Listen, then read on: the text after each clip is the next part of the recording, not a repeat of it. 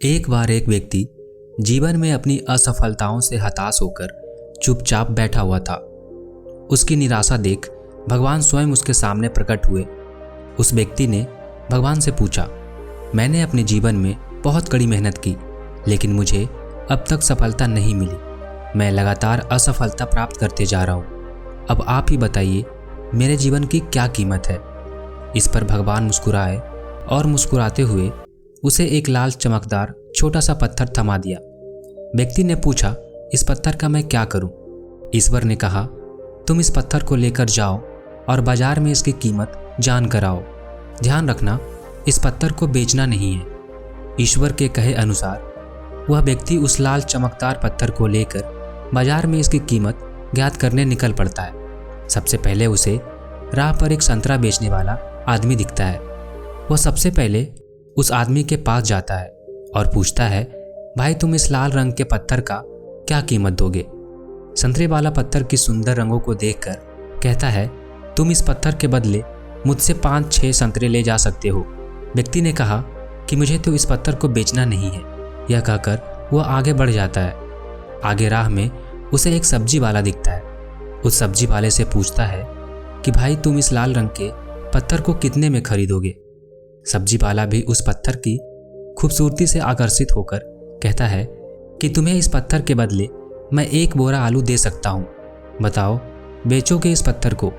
व्यक्ति कहता है, नहीं, मुझे इस पत्थर को बेचना नहीं है। अब वह व्यक्ति सीधे एक सोनार की दुकान के पास जाता है। सोनार के दुकान में बहुत बेशकीमती खूबसूरत गहने पड़े हुए थे। वह व्यक्ति उस सोनार को पत्थर दिखाते हुए पूछता है कि इस पत्थर की क्या कीमत लगाओगे? सोनार बहुत ध्यान से उस पत्थर को देखता है। अंत में वो कहता है, इस पत्थर के बदले मैं तुम्हें 1 करोड़ रुपया दे सकता हूँ। लेकिन वह व्यक्ति बोलता है कि मुझे इस पत्थर को बेचना नहीं। सोनार को लगता है कि शायद दाम कम बता रहा हूँ, इसीलिए वह पत्थर बेचने से मना कर रहा है। इसीलिए सोनार पत्थर की कीमत बढ़ाकर 2 करोड़ कर देता है।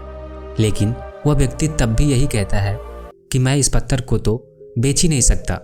सोनार के दुकान से निकलकर वह व्यक्ति अब हीरे के दुकान में घुसता है, जहां पर बहुत बेशकीमती रत्न पड़े हुए थे।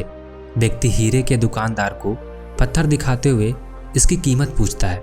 हीरे का व्यापारी लगभग 10 मिनट तक पत्थर को बहुत ही बारीकता से जांच करता है और अंत में वह एक मलमल के कपड़े पर उस पत्थर को रखकर उसके सामने अपना सिर टेक लेता है। व्यक्ति पूछता है, इसकी कीमत कितनी है? तब हीरे का व्यापारी कहता है, अरे भाई, तुम्हें यह कहाँ से मिला?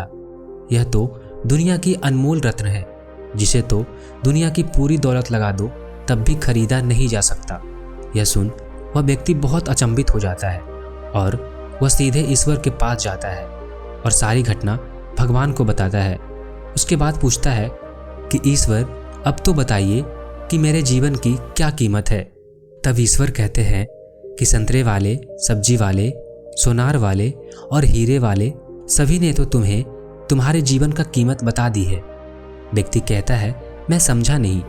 तब ईश्वर उसे विस्तार पूर्वक समझाते हुए कहते हैं कि तुम किसी के लिए पत्थर के टुकड़े के समान हो तो किसी के लिए अनमोल रत्न। जिस तरह सबने अपनी अलग अलग जानकारी के हिसाब से इस पत्थर की कीमत बताई, लेकिन उस हीरे के व्यापारी ने इस पत्थर की असली पहचान कर ली। ठीक उसी तरह इस दुनिया में तुम कई लोगों के लिए एक मामूली इंसान हो। भले ही तुम में कितना भी हुनर क्यों ना हो, लेकिन वक्त के साथ यह हुनर जरूर निखर कर आता है। तुम्हें बस परिश्रम और धैर्य की ज़रूरत है। दोस्तों, इस कहानी से हमें यह सीख मिलता है कि हर मनुष्य को खुद पर विश्वास रखना चाहिए। यदि व्यक्ति को खुद पर विश्वास नहीं हो तो उसके जीवन की कीमत कुछ भी नहीं, क्योंकि जिसे खुद पर विश्वास होता है और वह परिश्रम करता है तो एक दिन हीरे के व्यापारी की तरह उसकी कीमत लोगों को समझ आने ही लगती है।